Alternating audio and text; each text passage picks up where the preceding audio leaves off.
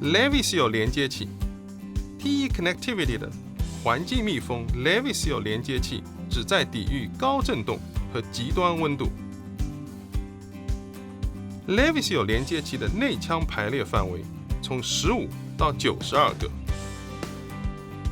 此创新连接线支持在一个外壳中使用混合端子尺寸。Levi-Seal 连接器具有杠杆装置，可帮助插拔大量内腔排列。Levi-Seal 端子插入，从压接的导线入手。如需帮助，请参阅 AMP-MCP 端子视频片段来获得详细的说明信息。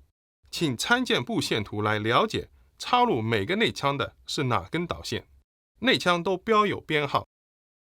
检查一体化辅助锁是否处于解锁位置。抓住端子后面约 2.5 厘米1英寸处的压接端子，握住连接器，使其尾部密封朝向你。请确保端子处于正确的方向，将端子直接推入到连接器尾部，直到您听到并感觉到咔嗒一声。轻拉即可检验端子是否已锁定到位。重复此过程，直到所有内腔都已填充。在插入所有端子之后，使用 DT 破折号 RT1 拆卸工具或螺丝刀将一体式辅助锁滑到锁定位置。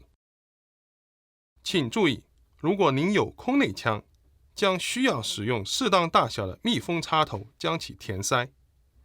针对2个连接器半体重复此过程。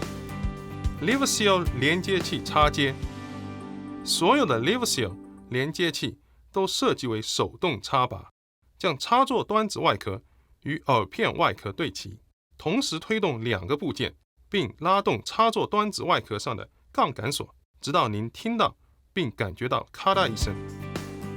Levi-Seal 连接器拔出，要拔出 Levi-Seal 连接器，请握住插座端子外壳上的杠杆锁，并拔起，直到从耳片外壳中将其拔出。Levi-Seal 端子取出，必须拔出连接器才能取出端子。